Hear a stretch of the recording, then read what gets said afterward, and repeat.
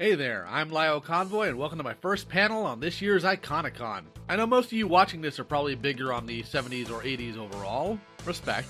I get it. I'm an 80s guy too, but this video is actually about a 90s cartoon. In fact, I'm the only person covering anything animated this whole con. No pressure, I'm sure. God help me. God help all of us. Anyways, SWAT Kats, the Radical Squadron, was created by the Tremblay brothers. While it was released in 1993, it actually started with the initial concept in the 80s. And I want to make this clear since a lot of channels that cover this are incapable of reading past animals that fight crime. This is not a ripoff, spin-off, or in any way inspired by the Ninja Turtles. As with any animated series that was chasing the zeitgeist, most of these shows were completely interchangeable with each other, relying on the same story and character tropes popularized by TMNT. And one such show was SWAT Kats, the Radical Squadron. It's Top Gun meets the Ninja Turtle. You see, after the success of the Teenage Mutant Ninja Turtles, it seems that every studio tried to capitalize on similar ideas, just using different animals. And they tried everything, cats. While there were a glut of shows that came out in the 90s that tried to capitalize on the Ninja Turtles craze, this isn't one of them. I'm sure the media landscape at the time made it easier to sell the show. This isn't an example of people riding the wave for a quick buck. So stop saying that as though you have any clue that you know what you're talking about. It's literally mentioned in the creative brief transcript notes that the inspiration for this series is video games. It's been public since 2018, people. I already have to deal with morons parroting whatever Drek is spewed out of John K's blog. I don't need to see more misinformation spread because people can't be bothered to research readily available information online. Got that? Good. Good talk. Anyways, this had the two main characters that we later came to know as T-Bone and Razor wearing more cartoonish flight suits, a clearly goofy jet, and earlier on sporting the names of Chuck and Yeager, named after the first man to ever break the sound barrier. A lot of the early production art is very cartoony, more in line with Hanna-Barbera's typical productions. Oh, did I not mention that? Yeah, this show was done by Hanna-Barbera. Yes, that one. While some people may think all they've done are comedy cartoons, they actually have a lineage of action cartoons that dates back to the 60s, like Space Ghost and Herculoids. Both are cool, and you should watch them. You're welcome. In fact, one of the writers for the show, Lancelot Falk, is a massive fan of Jonny Quest, the first TV action-adventure cartoon with actual animation, to the point that he wound up working on the real adventures of Jonny Quest in the 90s. Respect your elders, kids. The world of the SWAT Kats is run by only humanoid cats, with a K. I don't know why. The main metropolis for this world is Mega Cat City, figurehead of which is the golf-obsessed, responsibility-abdicating Mayor Manx, voiced by Jim Cummings. Now, why don't we continue this meeting at Mega Cat Golf Cars? We tee off in 10 minutes. You see, it's his deputy mayor that really runs the city, Calico Briggs, who often goes by the name Callie, voiced by Tress MacNeille, which is kind of odd because she's not colored like a calico cat. Whatever. Leave him alone, you metal morons! He didn't turn down your parole, I did. And who are you? Calico Briggs, deputy mayor. Manx hasn't done an ounce of paperwork around here for years. I turned down your paroles, bribes and all. And pay attention to her attire because this woman is all business. She might wind up in peril, but she'll put up a fight the entire way. No! 10 out of 10 career woman. Instead of a regular police force, this city's appointed protectors are called enforcers and operate more as a paramilitary than standard cops. The Enforcers, a militarized police organization, redundant. Yes, I know you think that line is clever, you Wikipedia read-off sophist, but the cops weren't militarized here until 1996, you mentally stunted. The Enforcers are led by Commander Ulysses S. Farrell, a cat of unknown breed with a jawline that rivals Batman and voiced by Gary Owens. Most people would know him as the voice for Space Ghost, and that strong, authoritative voice is put to good use in this character. He's stubborn, abrasive, and seems to not understand that conventional weapons don't work on supervillains. He's genuinely trying to do his job, he's just not equipped for it. I mean, who is equipped to deal with wizards that can summon dinosaurs without knowing which cup? I'm getting ahead of myself. This is Commander Farrell. Cease your operation immediately. You don't really think that thing's gonna turn tail and slink away, do you, Uncle? Just giving them fair warning, Felina. Squadron, move in! In the second season, we're introduced to Felina Farrell, voiced by Lori Allen, Commander Farrell's niece and the only enforcer that not only trusts the SWAT Kats, but occasionally backs them up on missions. Didn't I just hear your uncle tell you no? I don't take no for an answer. The main characters, though, are T-Bone and Razor, aka Chance Furlong and Jake Clausen. voiced by Charlie Adler and Barry Gordon respectively. And yes, most of you will recognize the latter for another tech whiz he played. These two were former Enforcer pilots that were regulated to junkyard duty after Farrell botched one of their missions, causing their jet to destroy Enforcer headquarters. So these two have to pay it back, because Farrell can't admit when he's wrong, and I guess insurance doesn't exist in this world, or a due process legal system. Or lawyers. How do I get to this place again? Anyways, T-Bone is the muscle and ace pilot of the team. He's the best pilot in the show, and treats the Turbo Cat like his personal baby. And with good reason. He also has an interest in cartoons. I relate. Razor is, as previously stated, a tech whiz. He designs all their gadgets and is the main gunner between the two. Though smaller and more soft-spoken, Razor can always be counted on to get things done, for better or for worse. Piece of cake. Just remember, always cut the red wire. Oh, Dark Cat, you miserable psycho! These two are bonded friends. They share a brotherhood and bromance that makes even the tightest frat boys jealous. They're there for each other in support and to push each other to be their best. The fate of being tossed in the junkyard only means the criminals of this series will never have any peace. Get back in the air and get back at Dark Cat. And all the other criminal scum who rear their ugly heads in Mega Cat City. Only this time, we do it our way. Well, what are we waiting for, buddy? Time to take care of Dark Cat. This time, we do it our way. Anyways, you don't have heroes without villains, and for only 25 episodes, this series had several one-off villains, so I'll just introduce you to the main ones. There's Dr. Viper, formerly known as Purvis. Your name is Dr. Viper. I used to be Dr. Purvis. Oh, I would stay with Dr. Viper. He's voiced by the legendary Frank Welker, an out-of-control geneticist turned snakish supervillain after he tried to steal an experimental mutagen that he contaminated himself with. His schemes are essentially this panel from Spider-Man, except instead of dinosaurs, he just wants to mutate everything into plant-like messes. Hey, at least he's focused. No more ugly metal and plastic. Only beautiful swamp. Ruled by me, Dr. Viper's Mega Swamp City.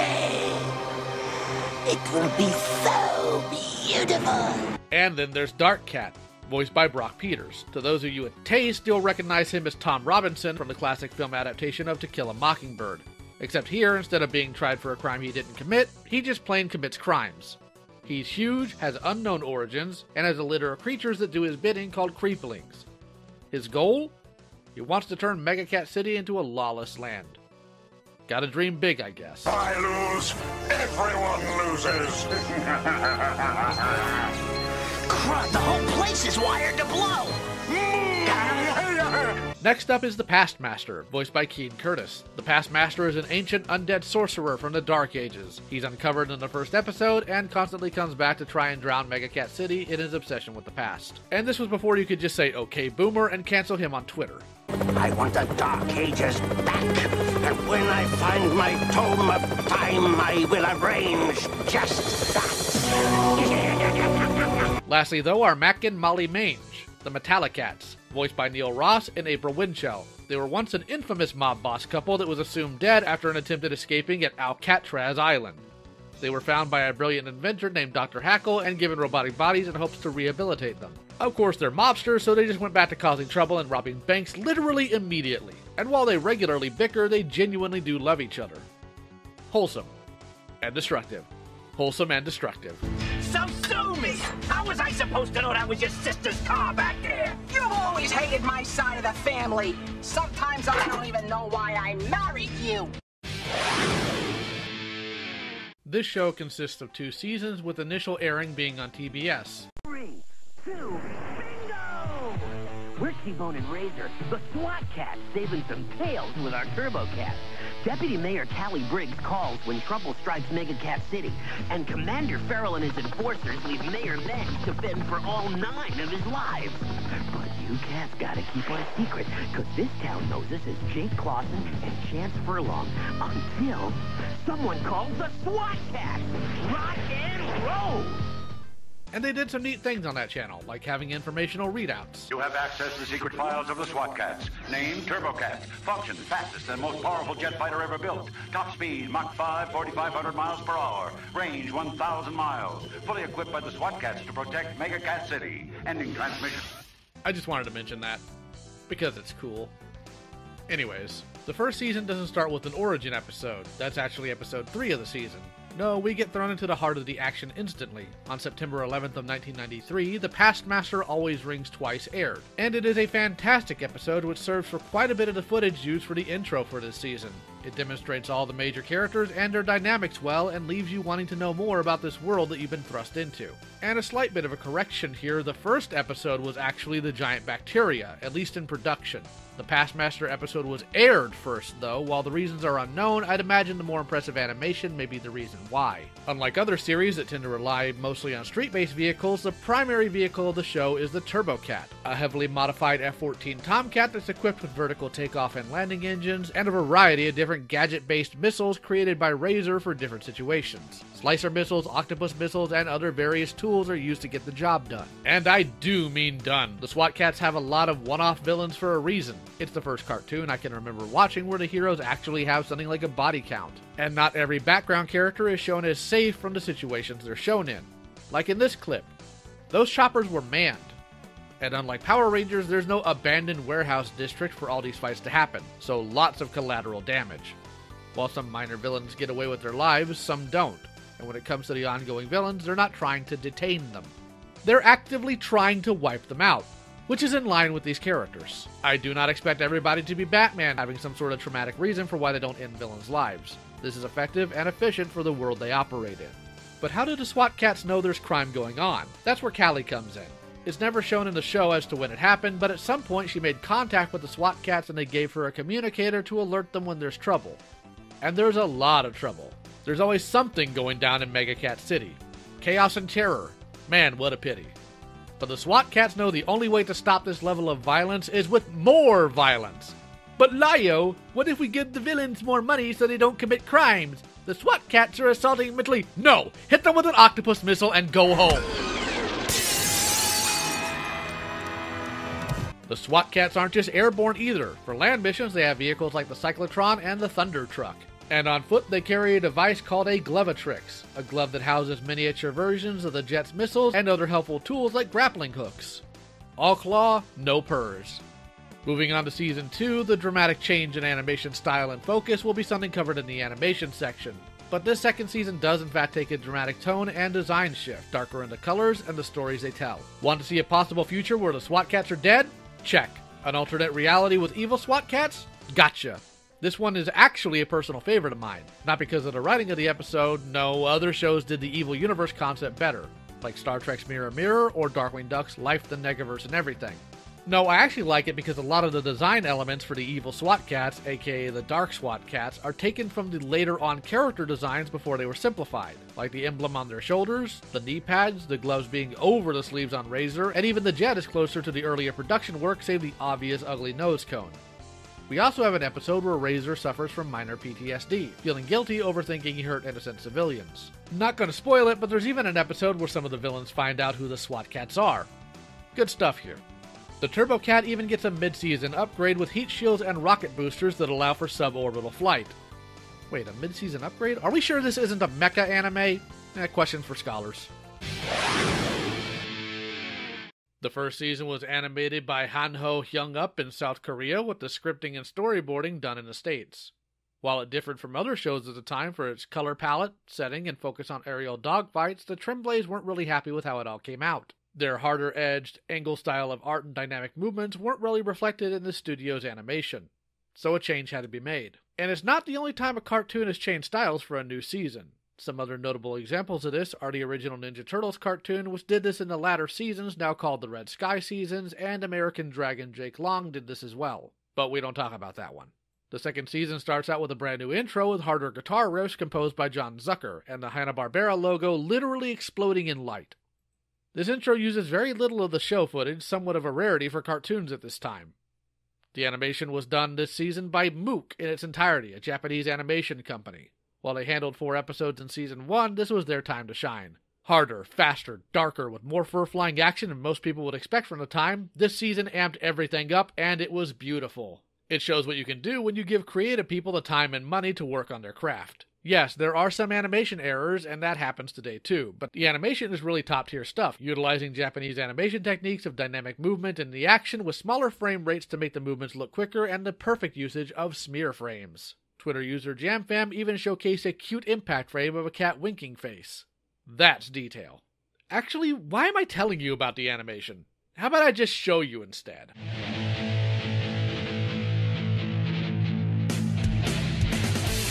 The SWAT Cats!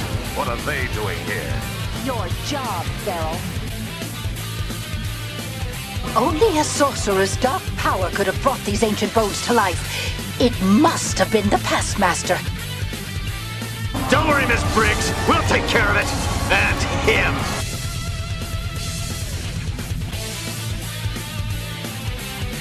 How many lives do these cats have?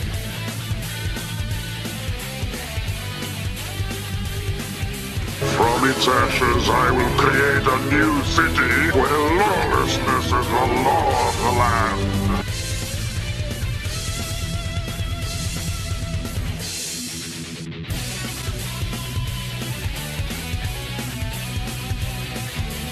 I used to be Dr. Purvis. But now you can call me Dr. Viper.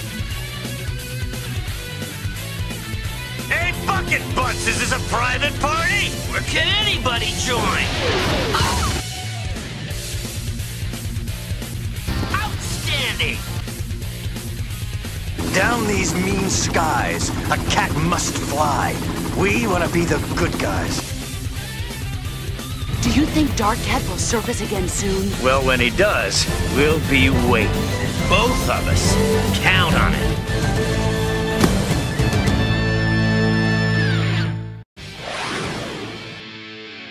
In the modern age of cartoon reviewing, this show gets a lot of criticism.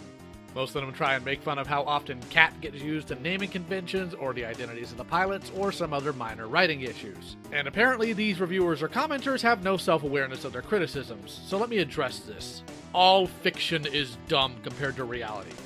All of it. One of you clowns literally did a video on Evangelion that's over an hour long. It is only part 1. None of the criticism applied to SWAT Cats is applied there. If you're not consistent in your values, then keep your mouth shut. But in defense of the show, I'm going to go through some of these. Let's start with the cat stuff. You know we do that too, right? Manpower, human resources, Mansfield. I could go on. You just don't notice it because you're used to it. And for how obvious the SWAT Cats' identities are, you're kidding, right? We live in a world where Groucho Marx lost a look-alike contest of himself, and where Christopher Reeve went to a restaurant dressed as Clark Kent and no one recognized him. Hate to tell you this, but Feral has probably hired and fired a ton of enforcers. And he's not us. He doesn't see the characters every day. He probably doesn't even think about the 2 he sent to the junkyard years ago. On top of that, there's an entire episode that starts because the SWAT Cats need to replace a radar jammer because they're worried about Feral tracking them. Not to mention, nobody probably having the knowledge that somehow 2 random enforcer pilots are able to cobble together an entire fighter jet out of scrap metal. That's not something you put on a resume. This entire argument is asinine. Half of you can't even remember to call your own grandmas, but you expect Feral to remember those 2 pilots and magically put it together without the perspective a viewer has? Please. As far as the writing goes, look, there's something you need to understand about SWAT Cats. It operates 100% off rule of cool, and succeeds. And it doesn't apologize for it. If that's not your thing, then that's not your thing. But if you're gonna needle SWAT Cats and praise Evangelion, then you need to go spend a few months in the woods. Not everything good lasts, though, and SWAT Cats was canceled with 3 episodes in Season 2 unproduced. Why? According to the creators, the head of the company wasn't happy with the level of violence in the show. So it was canceled, given no promotion upon the 2nd season's release, and put in a dead zone for ratings. Did you have to kick me so hard? Now we're going to talk about those 3 unproduced episodes, all at different stages of production when the plug was pulled. The 3 unproduced episodes were all the way through pre-production. Written, boarded, designed, and voice acted. Succubus. When an ancient female demon sets her sights on Feral, seeking to drain his life force, it's up to his niece Felina and the SWAT Cats to save the love-struck enforcer commander. Turmoil 2, The Revenge. Turmoil breaks out of prison to threaten Mega Cat City with an orbital laser heat beam and to wreak revenge on T-Bone. This time, Turmoil's high-tech crown of obedience turns him into her unwilling slave. The Doctors of Doom. Dr. Viper teams up with the alien-possessed Dr. Harley Street in a bid to steal Super Catalyst 566. But can the two villains cooperate? And can the SWAT Cats stop the sinister, slithering scientists from turning all of Mega Cat City into a toxic radioactive swamp? That last one exists as a treatment, but no full script was really fleshed out. A fun fact, though, is that the episode Cry Turmoil from the second season was supposed to be completely different. In the original concept Lancelot Falk had, it was Commander Farrell, not T-Bone, that Turmoil became infatuated with and wanted to take her side in ruling. And unlike T-Bone, it wasn't just going to be leaned on in order to take her down later. Farrell would have intentionally joined her side due to being fired from his position in the Enforcers, completely willing to turn full villain. At least until the SWAT Cat stopped her, and he would have used the situation to his advantage to act like he was just doing an undercover op. While this would have been interesting, I think I prefer Farrell as just a straight-laced jerk with a rigid code than someone willing to toss away his principles just because of losing his job. I don't deal with scum. Oddly enough, there's a SWAT Cats plot pitch that most of you have likely seen and not known. Remember Scooby-Doo on Zombie Island? Yeah, that was originally a plot pitch for a SWAT Cats episode. That's likely why the cultish werebeast in it are cats, a leftover idea from the original pitch. There was also a special report episode that acts as a clip show of sorts. It's okay, unless you were a kid like me and expecting new episode. Then, Rage. On top of that, despite cancellation, the show ran pretty regularly on Cartoon Network, where I watched it as a kid. It was the action cartoon on the network along with G-Force for a while. I mean, come on, they got Macho Man Randy Savage to host a marathon for the show on the 4th of July back in 1995. It's the Macho Man and the SWAT Cat. Yes! Mess with these cats and you're going down. SWAT Cats 4th of July Marathon. Tuesday, live board, starting at noon. Only on Cartoon Network, yeah! I had to go to a church function that day, but we recorded it and enjoyed the marathon afterwards, where we had to fast forward through all the commercials. The kids these days and their streaming, man, they don't know. The SWAT Cats was also the show that led into Toonami in the early days. Radical. SWAT Cats came out in the early 90s, so you'd assume there'd be a large toy line and a ton of merch, right? After all, YouTubers said it was made to sell toys. Yeah, baby boomer missiles. Can you tell this show had a toy line? Yeah, no, that's not what happened. I don't know why anyone trusts these idiots. They have no clue what they're talking about. Yes, the show came first. Like Thundercats and many others before it, it was a creative concept first and foremost. It was not made to sell toys. SWAT Cats did have some merchandise, but we'll get to the toys shortly. They had some Carl's Jr.'s meal pack-in toys, a set of VHS tapes, and a super cool Nintendo game for the Super Nintendo that is really fun to play. Good luck finding it at a reasonable price, though. For something so cool, we got very little out of it in terms of merchandise. SWAT Cats was handled in action figure form by legacy company Rimco. Oddly enough, these were the last figures the company ever made. The assortment only had 4 figures: T-Bone, Razor, Dr. Viper, and Dark Cat. And odder still, these had no advertisement on television. I had to rely on a friend at the time telling me they were in a local Kmart. I didn't even believe him at first, but one visit later, and I had them. The only time these figures appeared on television was during the Macho Man Randy Savage marathon, where you see them briefly while he talks. That's it. That's literally it. But I'll go ahead and show you these figures and the articulation they had. All the articulation's the same, so we'll go ahead and use Razor here. Heads move 360, shoulders move 360 with an elbow joint that pivots to a 90 degrees, the thighs move 360, and the knees bend at a 45 degree. They also have a tail rotation with a 360 swivel. For accessories, T-Bone comes with a flying fist. Razor comes with a crossbow missile launcher. Dr. Viper comes with a slime gun. And Dark Cat comes with an extra death ray. Because regular death isn't good enough, I guess. His cape and hood are also removable. Notice anything weird about these toys? Yeah, they look nothing like their show designs, which is odd since production material is literally on the card. The colors are even altered on Razor's card art to try and match the toy. Some of the toy details for SWAT Cats are clearly evident from the production art. The buckles on the belt, the way Razor's gloves fit, stuff like that. But Dr. Viper and Dark Cat are just out there. Not even close in a lot of cases. This doesn't even cover the random gore on the SWAT Cats themselves. This has bothered me for years. I've reached out to the community to see if anyone has an answer, but so far nobody does. Of note though is the Tremblays did a live stream a while ago where they showed at least one package of images showing the toys in their prototype form. They said in the future they'll do a stream talking about the figures themselves, and hopefully I'll finally have my answers. There were some cancelled prototypes for a second wave. Pictured here are the Metallicats. There was also some packaging mock-up done for the TurboCat, but no prototype has ever surfaced. It's a shame because this show had so many cool things and characters that would have been a joy to play with as a kid. So far, no company has publicly stated an interest in this license, but I'm hoping someday maybe somebody like Bobby Vallow will. He's doing well with his Action Force line, and I think he'd do excellent on this line as well.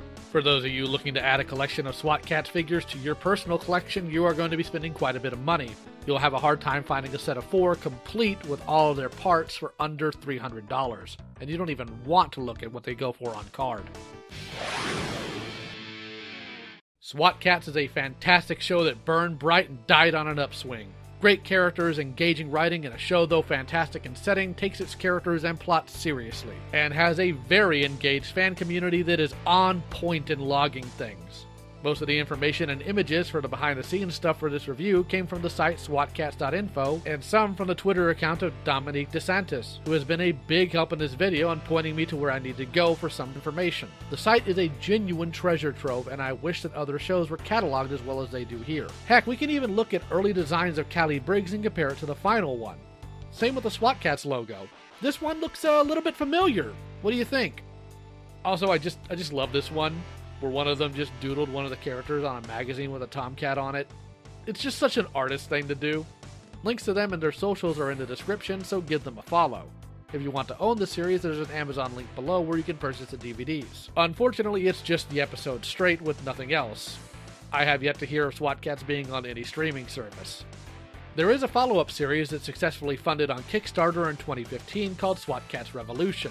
Headed by the Tremblays, this will be a continuation of the original series. We recently gotten some teaser info for it after several years of silence, but nothing concrete on it yet. The higher tier pledges for the Kickstarter were also given a book filled with production info and images about the original show. I wish I had known about the Kickstarter at the time because I'd have loved to have that book. It's awesome.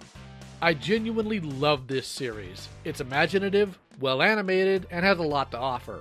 If you've never seen it before, I think you should try it. And if you have, then watch it again. I'd like to thank Iconicon for having me back this year. I'd also like to thank my patrons, and if you want to support me, the link is in the description. Feel free to join my community Discord server too. Take it easy, guys, and I'll see you tomorrow. Take care.